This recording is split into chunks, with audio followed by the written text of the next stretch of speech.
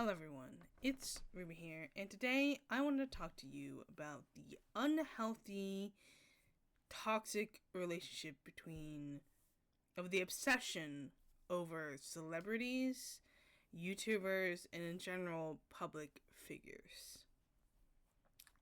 So whether it's Taylor Swift, BTS, Mr. Beast, PewDiePie, it doesn't matter. There is a nature to be unhealthily obsessed with public figures in general. And there is a line, right? You can be a fan of someone and you can love their work and you can adore them. But there is a line between where it becomes too much and where it becomes chronically obsessive over their character. For example, in the hands of Taylor Swift, she just has millions of people obsessing over her daily, to the point where she can't even go to a Starbucks and get a coffee without someone making a headline about it. Taylor Swift goes to Starbucks, she must be breaking up with Travis Kelce. Travis Kelce and Taylor Swift went somewhere. They must be engaged. It's like... And the reason why it's unhealthy and toxic even is because you don't know these people. You don't know them. Hardly anyone knows them except their family members, maybe. Friends, maybe. But you don't know them. You think you know them, but you don't. And that is the problem. People who obsess over these people, over these celebrities, over these YouTubers, think that they know the person that they are interacting with. And let me tell you, it doesn't matter how loyal you are as a viewer, how much you watch them, how much you obsess over them. You will never know them the same way their family members or friends know them. Because for you, they can choose what to serve you. Like, YouTubers can choose what you see. They can edit it. They can modify it. Even Twitch streamers can change what you see from them. They can make sure that you don't see some sides of them. And yes, it is harder when you're a live streamer, because there's just some things that if it happens on a live stream, you can't hide, you can't take that back. But in general, there are things that you can hide. And it's been shown time and time again that there are things that people don't make public. And the problem with this obsession is that it leads to people thinking that the person that they're supporting can do no wrong. Like Mr. Beast. Despite being proven to be a toxic boss at best and a SO supporter at worst, someone who hires an SO, someone who has an SO on set despite being targeted for kids, many people have yet to call him out for it. Many people have yet to truly cancel him. He's still getting millions of views. He's still getting millions of attention. The media refuses to even talk about it. And it's just getting away with it. Why? Because Mr. Beast is still profitable. This also happens with companies, not just people. There's so many companies that get away with shady practices and horrible implementations because of the fact that they are so well known and people are so loyal to their products that they can't let them go. Look at Disney, right? It's only recently that Disney has really started losing money, but even then they're still making millions and billions of dollars at their theme parks, at their movies. It might seem like they're losing a lot of money, but in general, they're still making enough to stay ahead, enough to be ahead. You have Amazon, who has been notoriously called out for treating their workers unfairly, their drivers unfairly. And yet they're a $1 billion company. They're $1 trillion company, actually. So it seems that despite the problematic natures of companies, oh my god, nature of companies and individuals, it doesn't matter. People are still going to obsess over their products. I feel like if someone like even R. Kelly dropped an album tomorrow, people would listen to it. People would watch it. And some people would forgive R. Kelly for the things that he's done, despite the fact that what he did is disgusting. There are so many people who believe that O.J. Simpson was wrongfully accused.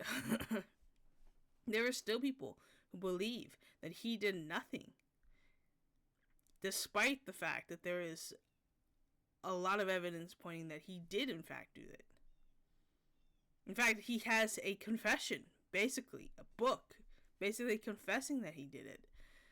And people still believe that he didn't do it.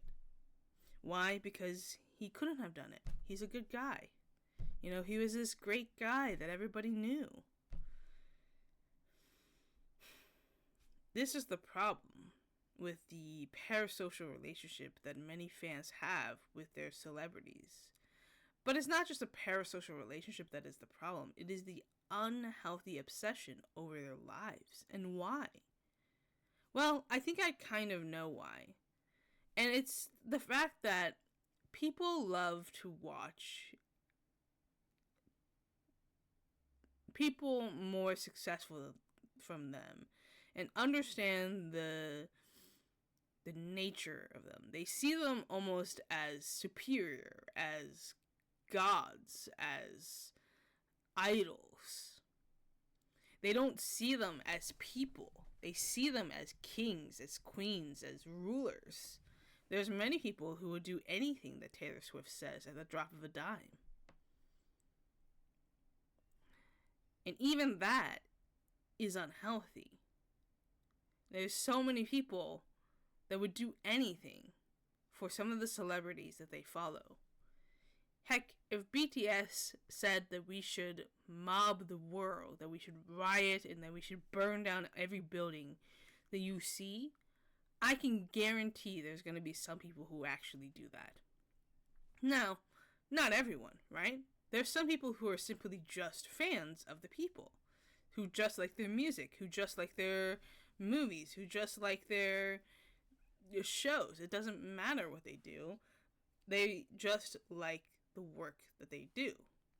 And in some cases, it's difficult to detach from that, because what happens is that you aren't really obsessed with the person, but you are obsessed with their work, like Harry Potter, right? So it's difficult to say that you want to, you might fully disagree with J.K. Rowling, with Disney, with these companies, with this person, but you still enjoy their work too much because it has a sentimental meaning. I'm like that, okay? I'm not ready to give up Harry Potter.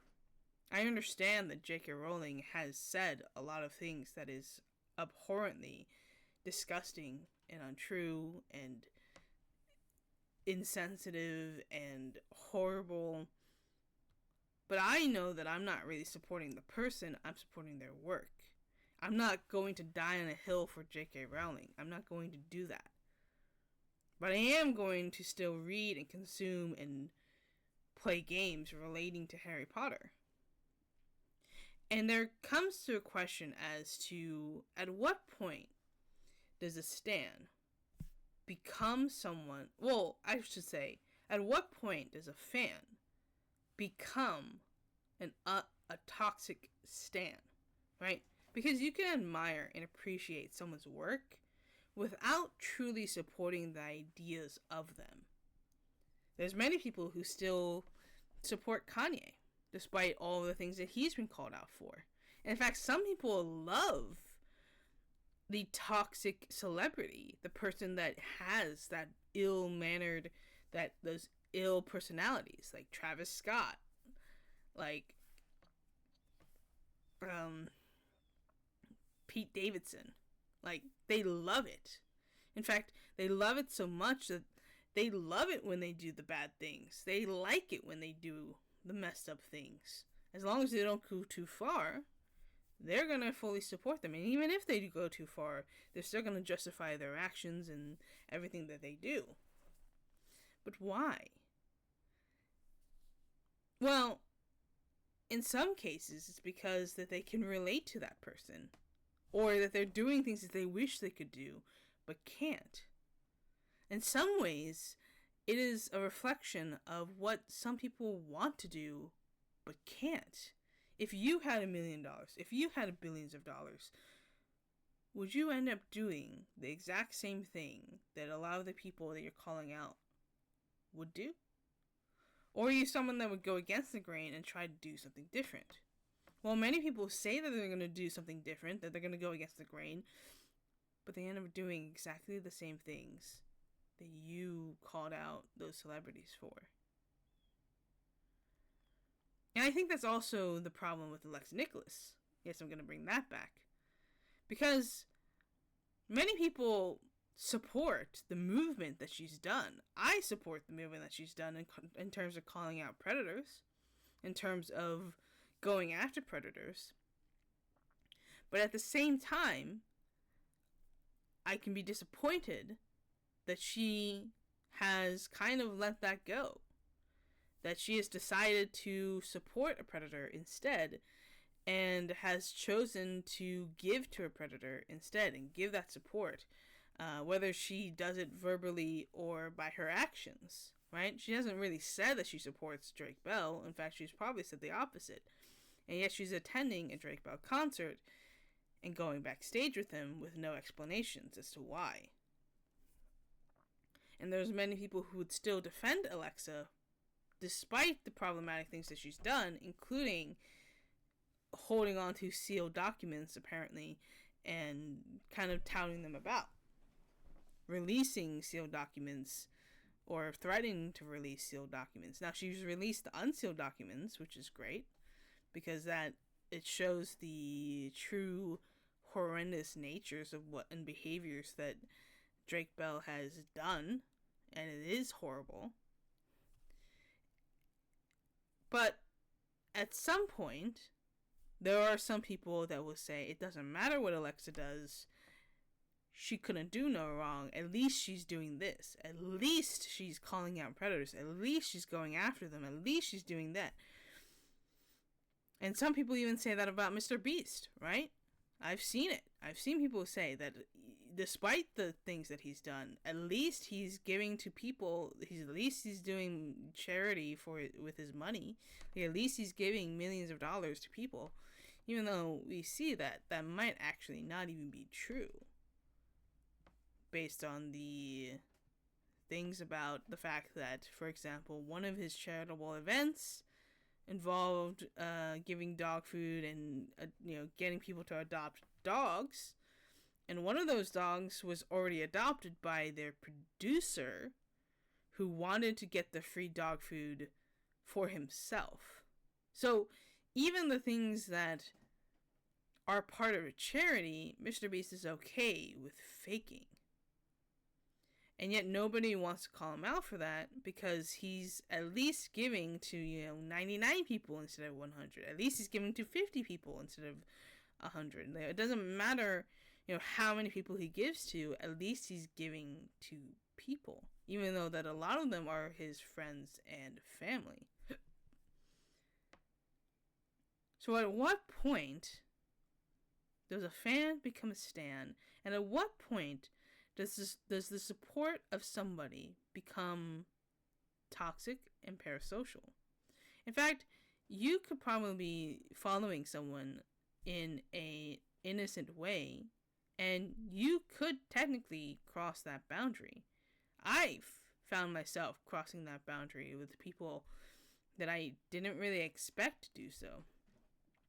It's easy to cling on to a relationship with a streamer, a relationship with somebody you feel like you can relate to because you're talking to them on a daily basis, because you think that you have gotten to know them. And even when you think you've gotten to know them, there are still things that can be surprising that you find out and might end a relationship altogether. Because no matter how much you interact with someone online, you truly never know everything about them. I've had relationships end that I never expected to because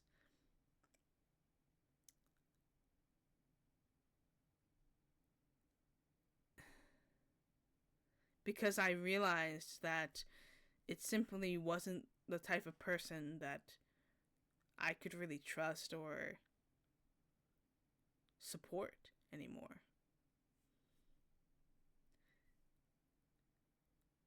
And I've had connections end abruptly because they did something that I never thought they'd do. Or because they hurt me in ways that I never expected.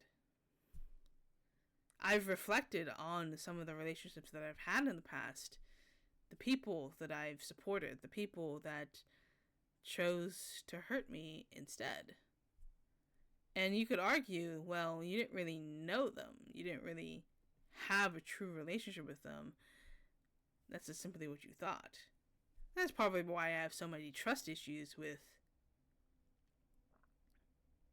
anyone, really. And that's the thing that I think is most interesting, is that the more obsessed you are with a complete stranger, the more likely that you have something wrong with yourself as well. The amount of people that have gone through trauma or have gone through a incident or have gone through something and are also clinging on to the few relationships that they have, even with a complete stranger, the connection is there. There is a common denominator in a lot of cases. You know, some of these people are just simply young, but it's not so much as that they're just young, it's that they don't really have a true relationship. And we as human beings crave the relationships that we have. So if I don't have any friends that I can talk to on the daily basis, of course I'm going to obsess over someone that I don't know. Of course I'm going to cling on to the things that I like.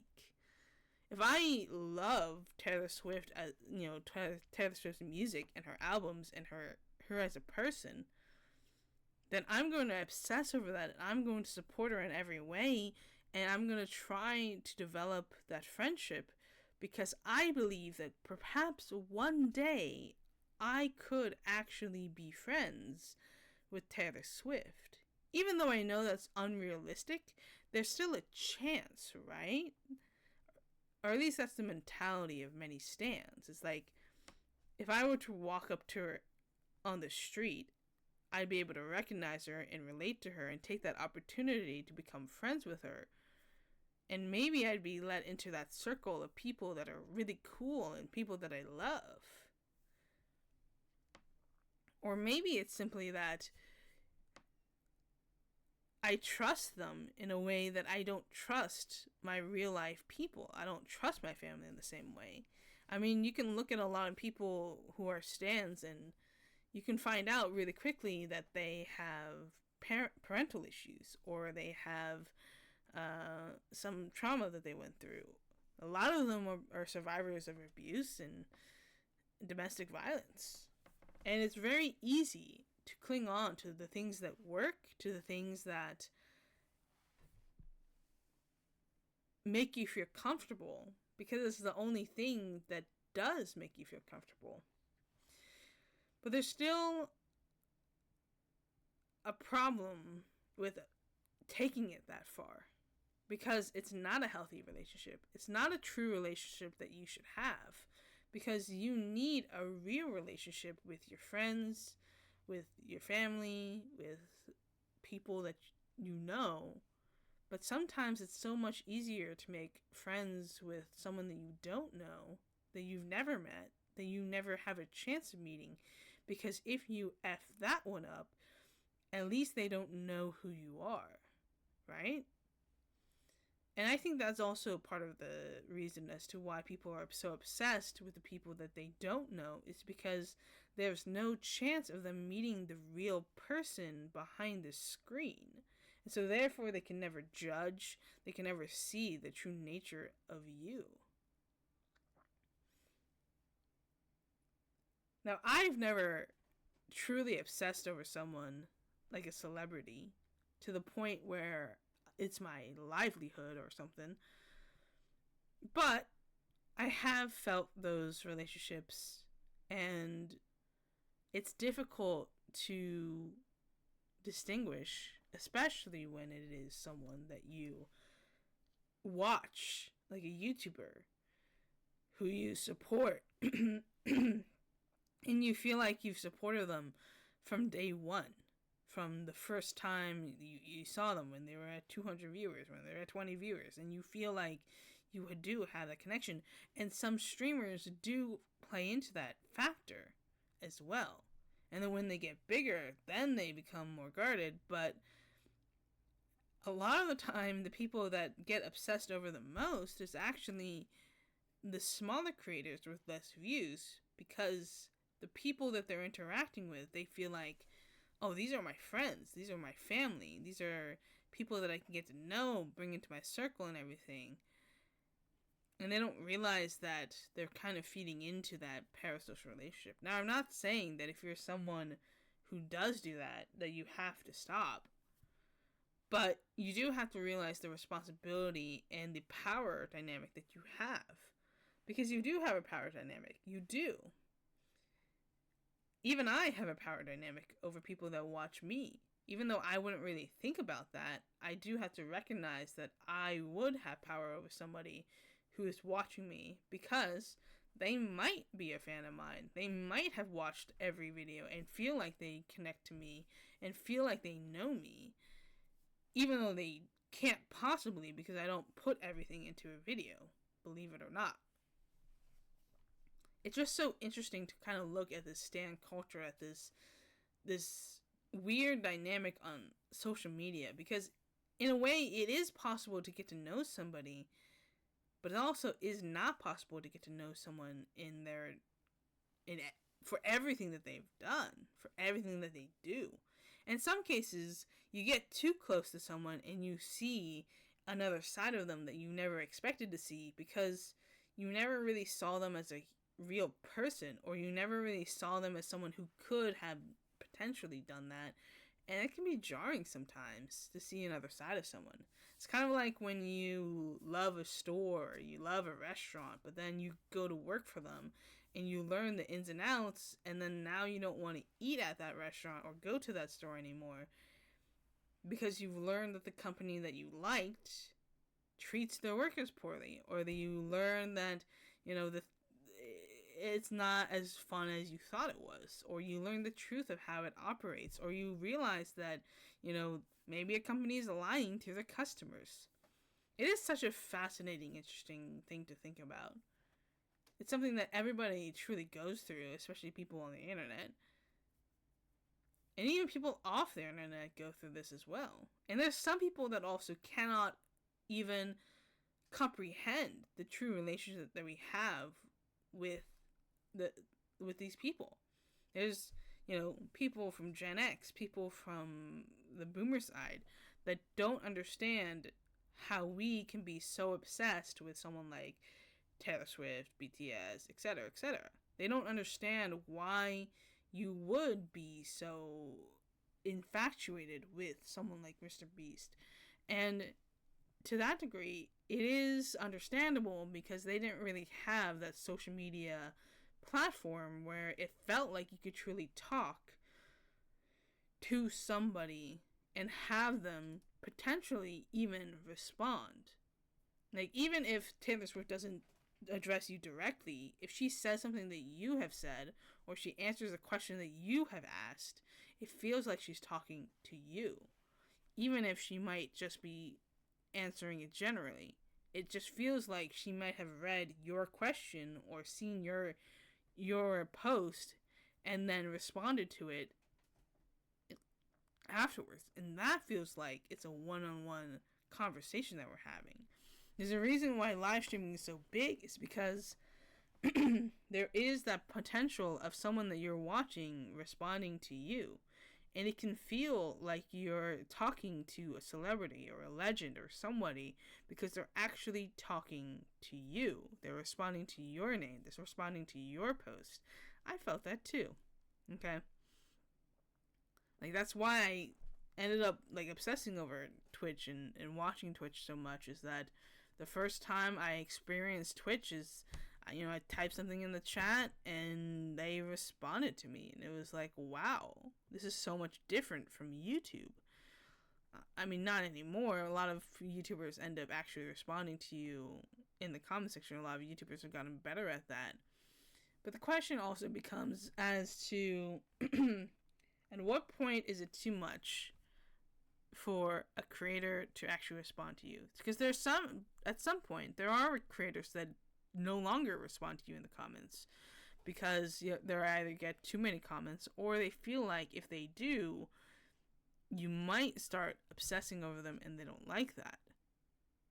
It is a weird idea to think that somebody as small as me could have someone obsessed over me to the same degree as someone like Taylor Swift or anyone else like that.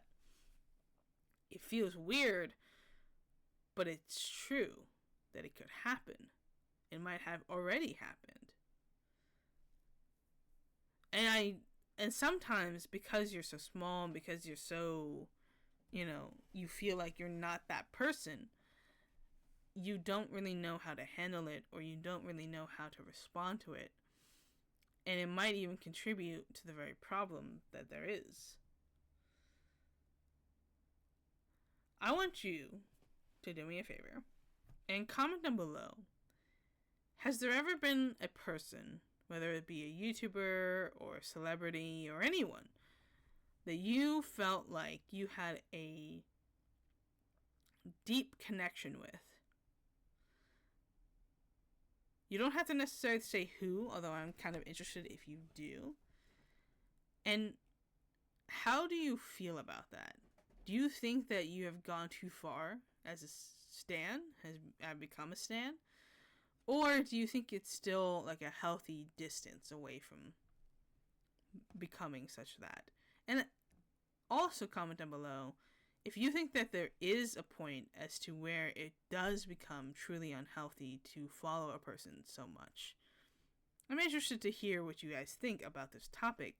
If you enjoy this video, enjoy kind of hearing this kind of side and perspective, think about subscribing to the channel, because I'm just going to be kind of giving like random thoughts about different things. I mean, I just talked about how video games turn greedy, how video games are ruined by greed, actually. You might enjoy that as well if you enjoyed this. And leave a like on this video, and maybe I'll do more. Maybe I'll dive deeper into this topic and kind of see like what is the true nature of a stan. Is it truly connected to trauma and poor relationships, or is it possibly something much more than that? I don't know. This is just simply my thoughts. Anyways, I hope you guys enjoyed, and I'll see you next time. Goodbye. Have a nice day.